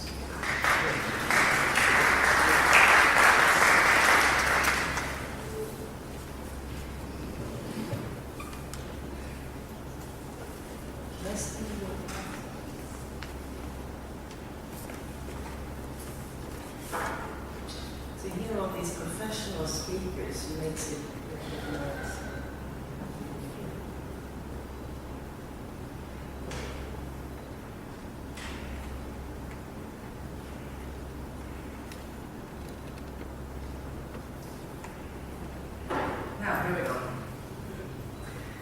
I want to thank you for having me here, but mostly I want to thank everybody for everything that you do for Wallenberg. It is humbling to be here and quite difficult to stand here after all these professional and talented speakers and everything important that you've said you want to contemplate. But maybe you should stand up and breathe a bit so that you can take more in, because I'm a bit drawn already by everything that I've heard. You're also distinguished and very special. But you're friends of Raoul Wallenberg, and whoever is a friend of Raoul Wallenberg is of course a friend of mine. So therefore I will address you as dear friends. Today, 70 years ago, Raoul was still extremely active in doing everything that he could to help all the people and the city in ruins and in grief. He never gave up hope. And we went to see the Russian general to discuss a plan to rebuild Hungary. When he and his driver, Vilmos Langfelder, left with a Russian escort, he told his colleagues that he didn't know if he was leaving as a guest or a prisoner. That was the last that he was seen in freedom, and the last that the family heard. When Raoul Wallenberg came to Budapest, people had little hope. He came to darkness, and he brought light. And I would like to light the candle to keep this light. I brought this little candle with me that my children made with a heart on the outside. You see this matter goes from generation to generation. Let us remember Raoul in light and condemn evil actions against innocent people and their families everywhere. We will do this again on Saturday, on the 17th of January, the day that it is 70 years ago that he disappeared. But I think that we should use Raoul Wallenberg as an example of what one person can do. Let us use him as a role model to show that every person can make a difference. Maybe evil and hatred will always be out there. But with the help of people like Raoul Wallenberg and millions of other adventures, we can stand up against evil and hatred. I always think about Raoul as the positive role model that he is, with strength, authority, humor and creativity, with passion and never giving up, working day and night to save people. But around this time of year, I was thinking about his mother, my great-grandmother, Mai, and my great-grandfather, Fredrik von Bergen, who helped Mai during all those years when she stood alone against Russia. She never found out the truth of what happened to her son. And of course it was devastating. My strong, sophisticated, and brave great-grandmother, how could she raise these boys who did these amazing things? He was born without a father. His father died 3 months before he was born, only 23 years old. Mai raised him alone, gave him love, confidence, and responsibility. She, but maybe mostly his father's father, his grandfather, decided what Raoul should do and what he should become. Raoul was to take an important role in the Wallenberg Empire, according to his grandfather. He was sent to learn languages at an early age, French, German, and English. He became a citizen of the world. He was sent to the US for university to learn the spirit of entrepreneurship. Grandfather, of course, decided where he was to study, and he was sent to University of Michigan in Ann Arbor. But Raoul himself was allowed to decide what to study, and he became an architect. He was away for 4 full years. His teachers thought that he could also become an artist because he painted so well. After the US, grandfather continued to send Raoul abroad. Otherwise, Raoul might find a girl and get married, God forbid. So he was sent on internships to South Africa and to Haifa, which was then Palestine. And he was working in a bank there This was in 35, 36. When he finally came home, grandfather was to introduce him to the Wallenberg Empire, and then grandfather dies. Raoul is now searching for meaningful things to do. He has a few jobs. And eventually he starts working with a Hungarian Jew, Kalman Lauer, with food import-export to Hungary. Since it is war and Lauer cannot go to Hungary, Raoul has to go back and forth. And of course he builds up a network, which turns out to be quite useful later during his important mission. There are only 2 people in the firm and 2 secretaries. So Raoul cannot join the army, but instead he joins the recently started Home Guard. And there he learns organization and leadership. And according to my grandmother, we thought this was very stimulating. So you see, Raoul had lots of useful skills with him when he came to Hungary. Knowledge in languages, in the Jewish situation, leadership, and how to be around militaries and high society. He had empathy, he was driven, and he was artistic.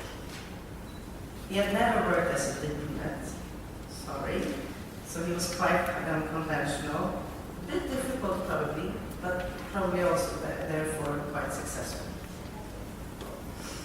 Maybe it was because he was born without a father. He always wanted to make good and make his dead father proud. He had a lot of passion in his work. It is important with role models, and one can have different role models. It can be a parent or Nelson Mandela. Raoul Wallenberg is of course mine, but I'm happy to share him with you. Raoul himself had thought a little bit about role models, and he had a few. Fridtjof Nansen is one. He was a Norwegian,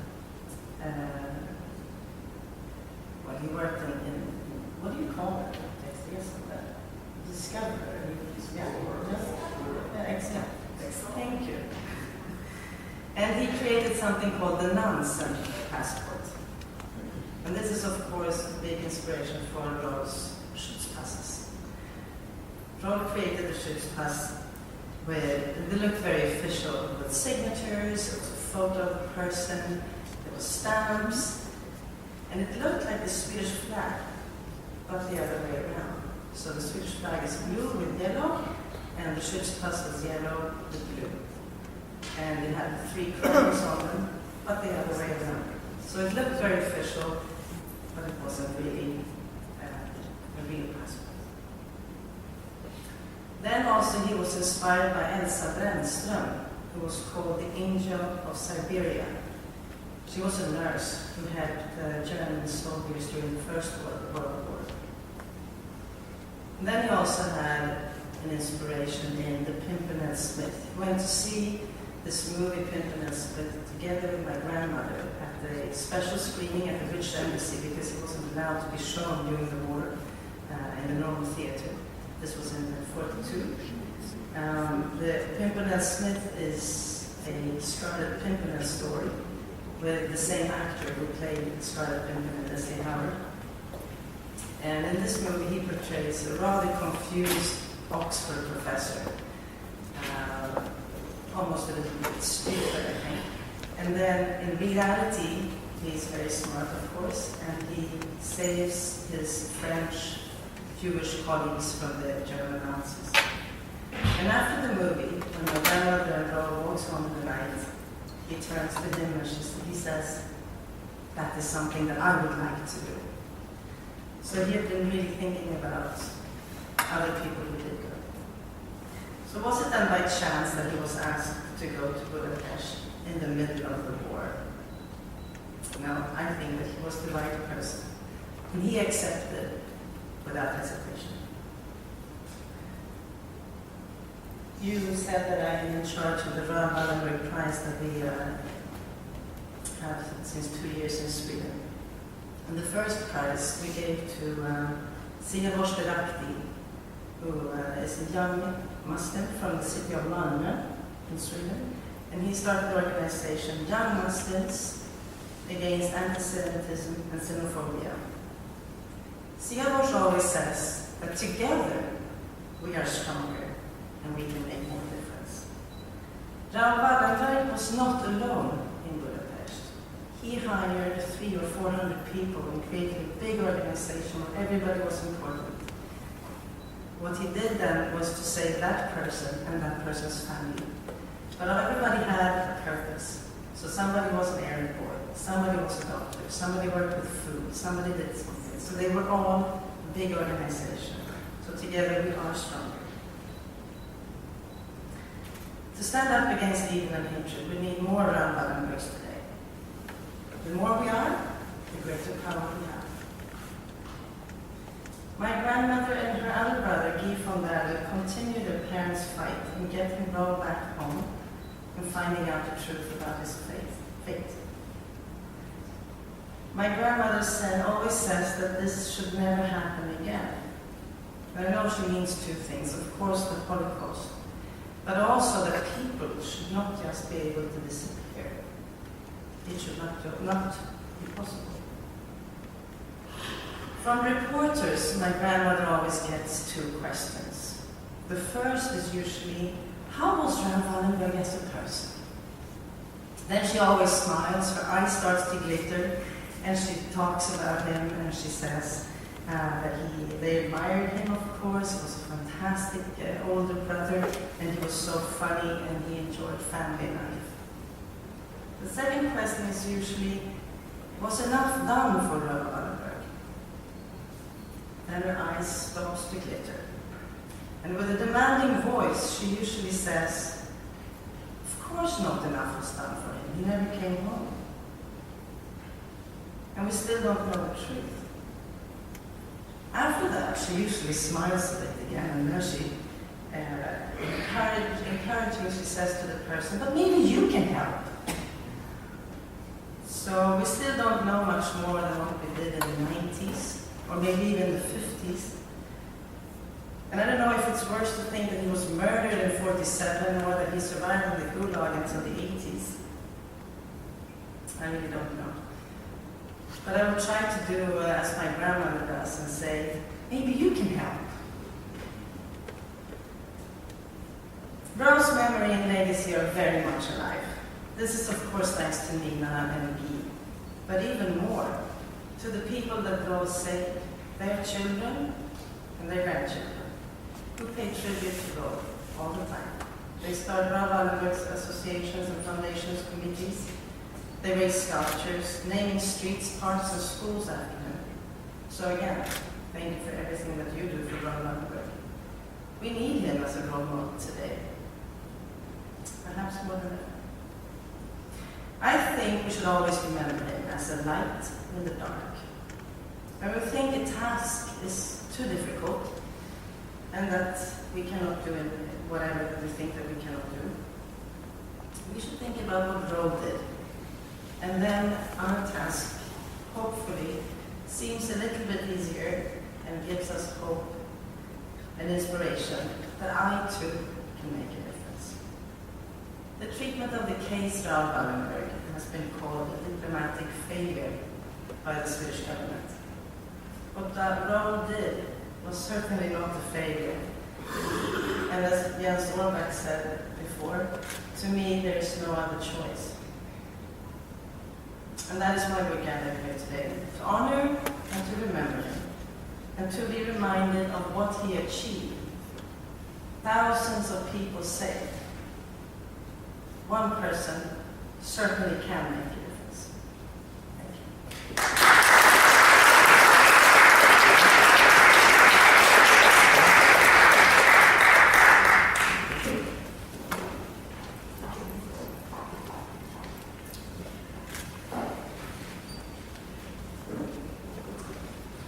Thank you very much, Cecilia, for being here and for sharing your great uncle with us this night in the dark.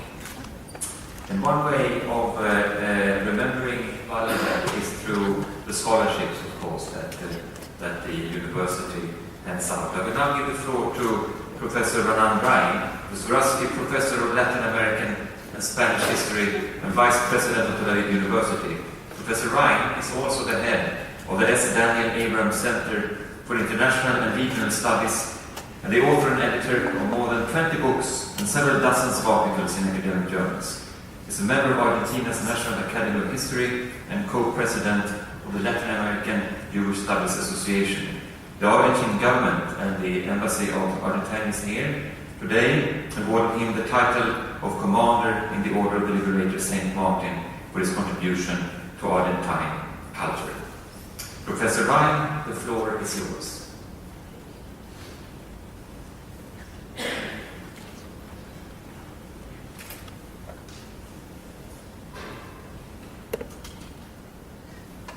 Thank you very much, Mr. Ambassador.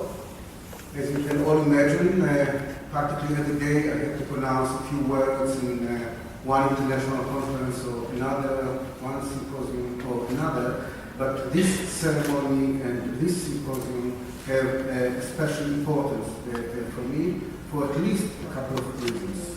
A, I have accompanied this prize at Tel Aviv University for very many years in various ways.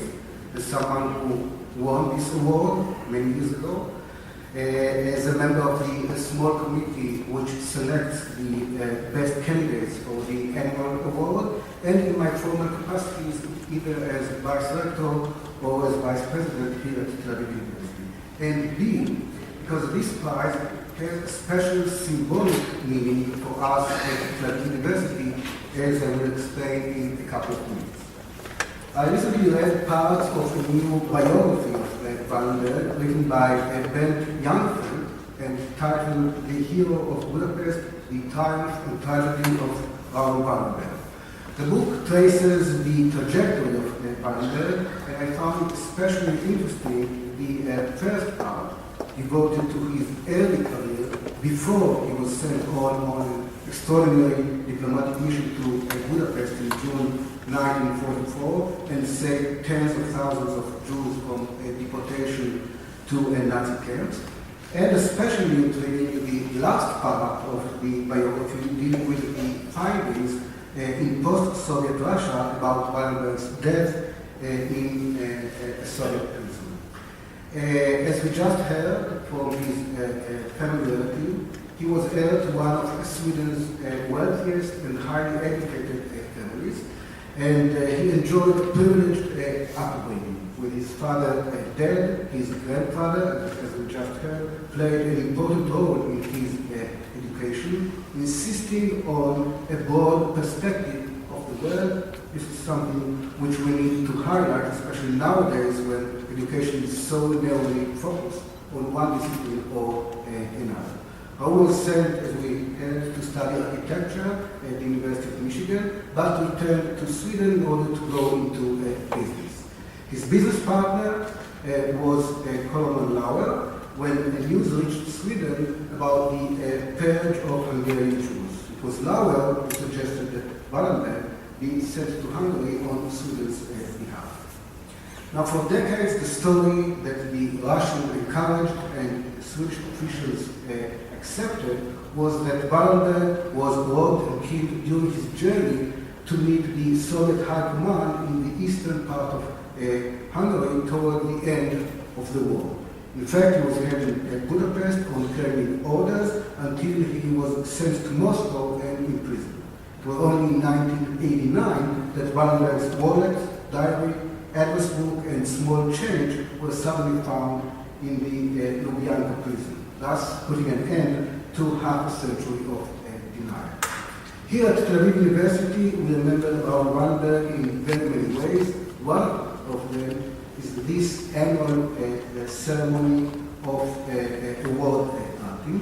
And I went over the list of the awardees of the Wallenberg Prize since 1997 onward, and I was very much impressed by the wide range of research topics of these young historians and law specialists, from Jewish partisans in Yelorussia to women members of the ghettos undergrounds in Poland, from the rescue of Danish Jews to the representation of the Holocaust in the Arab world and perceptions of the Holocaust among Muslim communities in Europe, and from the UN Genocide Convention to laws against racism and discrimination.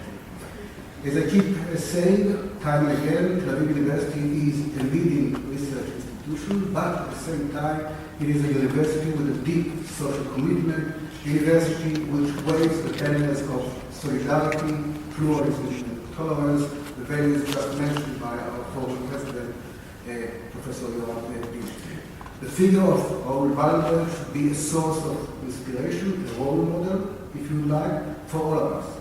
We are currently in the midst of an election campaign here in Israel, and unfortunately, too many politicians here use a discourse characterized by xenophobia and racism.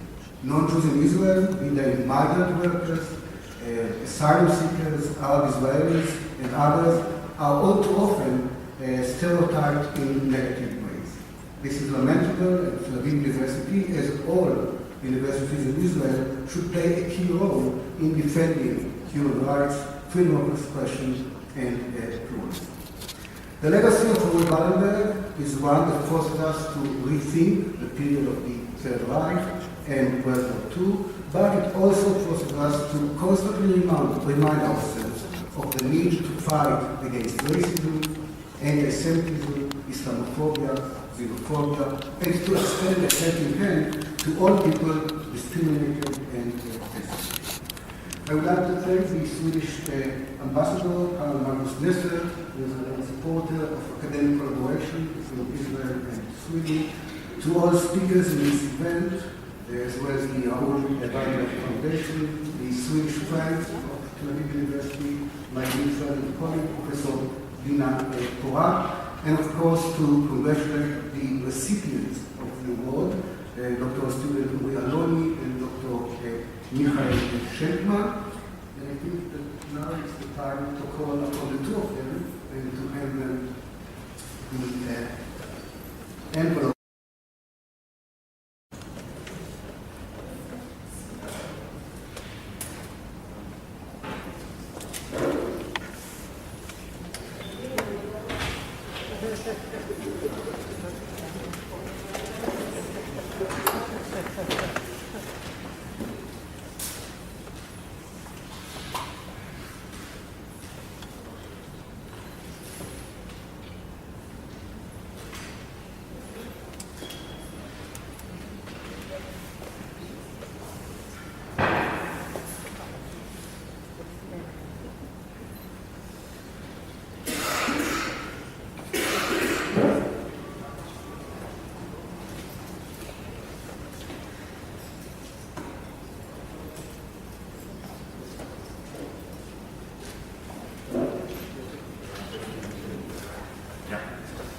Well, thank you very much, Professor Ryan. Also, thank you for the great cooperation between your office and the embassy, and for inviting me to the diplomatic corner last week. It was a great honor for me to be invited. Thank you very much. I propose we give a round of applause to the two recipients.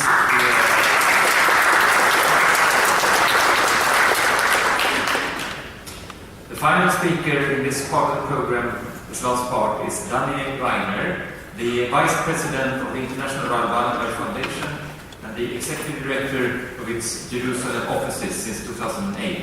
Mr. Reiner was born in Argentina, so you see that there's an Argentina theme here, and emigrated to Israel in 1977.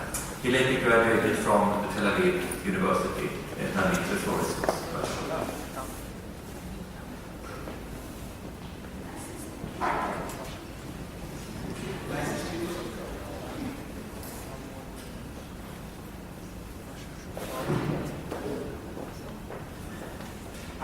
Dear Ambassador Nestor, dear Dina, Professor Barat, thank you so much for organizing this meaningful event. To the co-speakers, I was mesmerized by your eloquent and thought-provoking and enlightening interventions.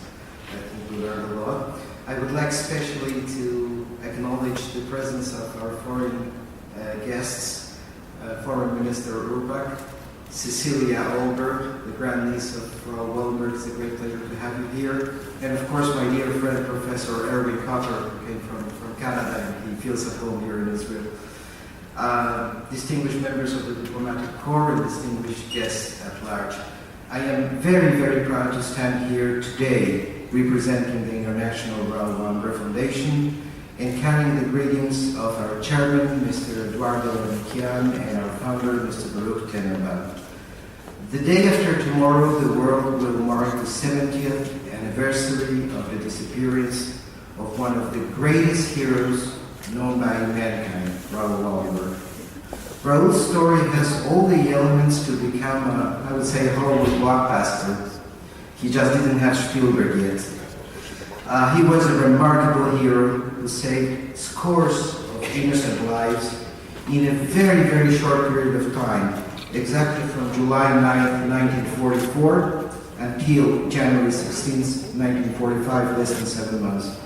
At the same time, he himself became the victim or a victim under the strangest of circumstances, and his fate is a riddle even today. On January 17, 1945, Raoul Wallenberg went to see Marshal Rebel Malinovsky, head of the Soviet military forces that liberated Budapest, and it is not clear whether he was summoned by the Soviet high-ranking officer or if he went by his own initiative with the purpose of discussing the future of the Jewish refugees. But as Cecilia said earlier, he himself, according to some historian accounts, had some misgivings, and he didn't know whether he was going as a guest or as a prisoner. He went to the rendezvous with his very faithful and trusted driver, Wilhelm Lackfelder. And 7 years to that doomed day, a cloud of mystery still surrounds the fate of both of them. And despite the Soviet official admission that Wallenberg died on July 17, 1947, there's no real proof to substantiate that claim.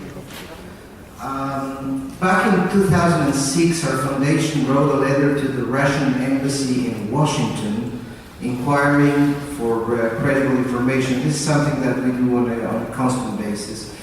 And Mr. Alexander Darkiev, then Deputy Chief of Mission, and now he's a very important personality at the Foreign Ministry in Russia, he's head of the North American desk. He wrote to us, and I quote, "Circumstantial evidence gathered by the working group confirms that Mr. Wallenberg died, or most likely perished, in the USSR on July 17, 1947.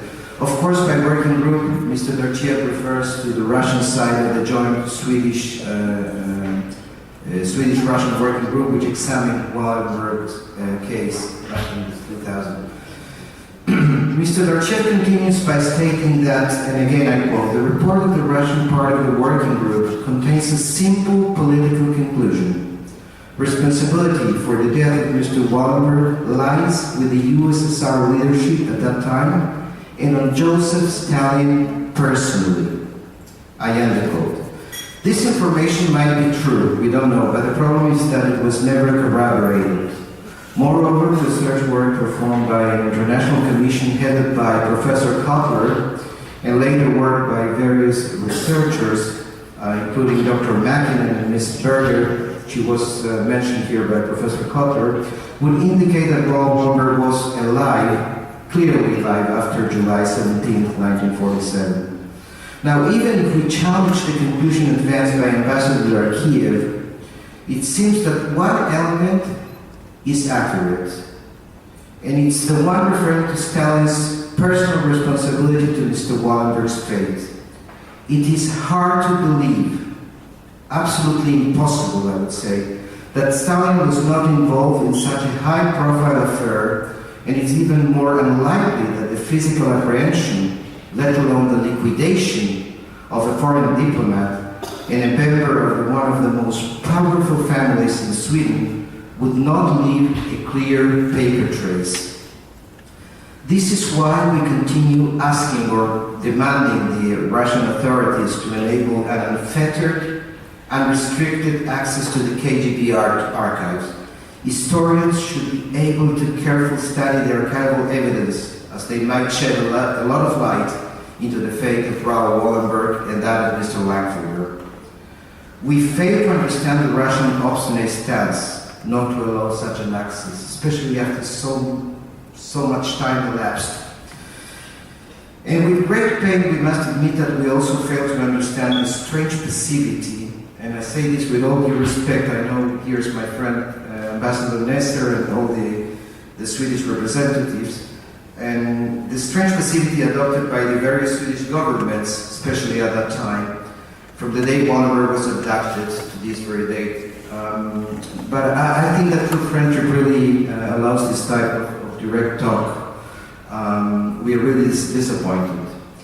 Beyond its moral obligation towards Wallenberg, one must underscore that Sweden had and still has a great deal of diplomatic and economic leverage which could be used to bring Raoul back home.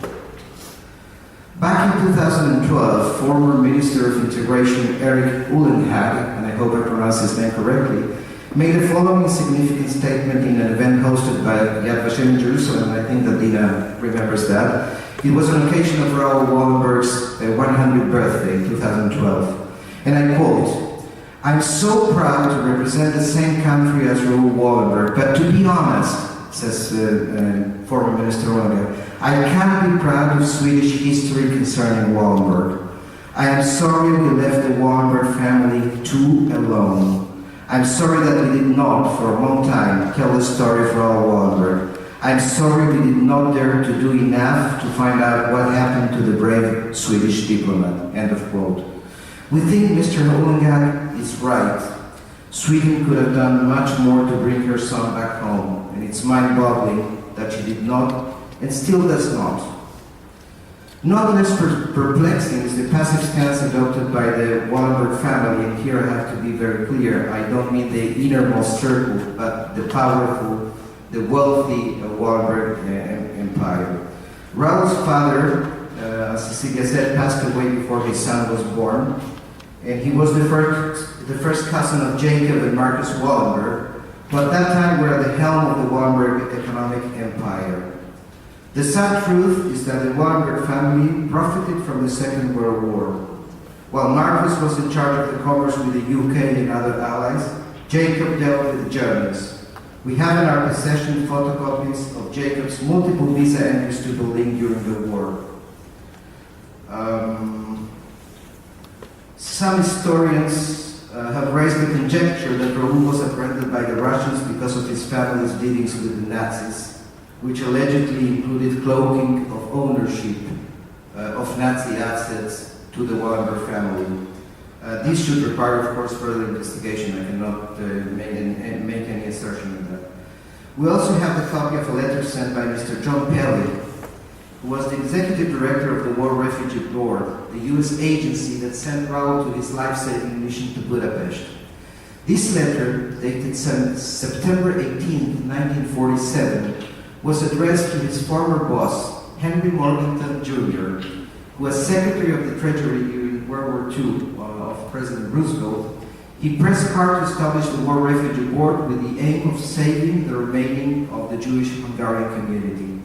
I won't read Mr. Pelly's entire letter, which urged Morgenthau to try and extricate Wallenberg from the USSR, but I shall quote his postscriptum, his PS, and I quote, "I might add that while Raoul Wallenberg bears the name of a prominent and wealthy Swedish family, his problem and those of his immediate relatives are of no concern to the most prominent Wallenbergs." End of quote. Back in 2012, coinciding with Wallenberg's 100th birthday, the International Raoul Wallenberg Foundation instituted a 500,000 euros reward for any person or entity that could provide scientifically reliable information into the fate and whereabouts of both Raoul Wallenberg and Vilmos Schweinfelder. We know this is a very long shot, but we think it's worth trying. In all our efforts to try and shed light on this tragedy, we're inspired by the lifelong quest of Raoul's own brother, the late Professor Guy von Dardo, that Cecilia mentioned, and also her dear grandmother, Nina Lagergren. Both of them dedicated their life to find out the truth about Raoul's fate.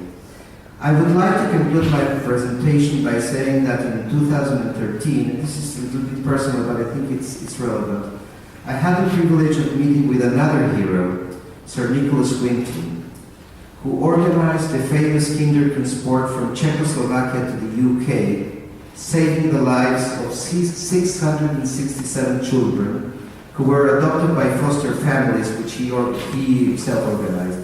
He did so in 1936 with a lot of foresight and vision, of course. I met him in London and had a lively chat with him. And why I'm stressing that? Because Sir Nicholas Winton was born in 1909. Namely, at that time he was 104 years old, and now he's 105. He celebrated his birthday on May 19th, meaning that he's 3 years older than Raoul Wallenberg. He's absolutely clear-minded, lucid, and still has a wonderful sense of humor. When I saw him, I could not avoid the feeling that Raoul could still be alive. I know this is extremely unlikely, it's even science fiction, but one cannot control one's own thoughts. Now, as the Wallenberg Foundation, we pledge to continue working to preserve and spread around the legacies of Raoul and of all other saviors. Today, for instance, on the 15th of January, in Rome, we're holding a ceremony at the Casa Santa Brigida, a local convent in Rome, which gave refuge to Jewish women and children during the Holocaust. We shall unveil a special plaque, making or marking this place as a house of life. This project goes on, and so far we have identified already more than 100 houses of life throughout Europe, and we will continue doing so.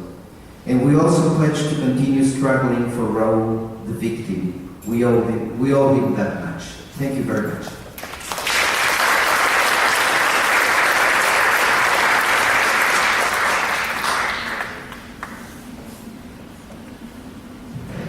Thank you very much, Mr. Reiner. This concludes the program for today. I would like to thank the speakers for their great contributions, our colleagues for helping to put the conference together, and of course I would like to specifically once again single you for the great cooperation and your colleague Ramit. I also wanted to mention, of course, my colleagues Julia and Eva. Thank you very much for that. She also worked on preparing this. I want also to once again say how very pleased we are that as Olga and Cecilia Wallenberg could join us from Sweden for this very important conference. It means so much to us. Thank you very much. With this, I will let you conclude the conference.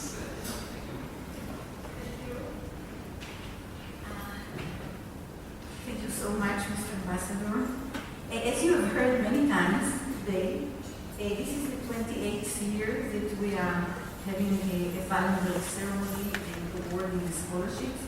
And it is already a tradition to read a poem by the poet Nathan Alterman from October 1943, when Sweden accepted into its borders the Jews from Denmark. I'd like to add, we didn't know it at the time. We all learned about it, about so many more details after the war. But Sweden sort of changed policy and attitude in 43, in the middle of 43. And it was really a change. And since 1943, Sweden accepted tens of thousands upon tens of thousands of refugees from Finland, from Norway, from Poland, from the Baltic countries. There was a question of how to feed all of them. There was even a session made by the Swedish government,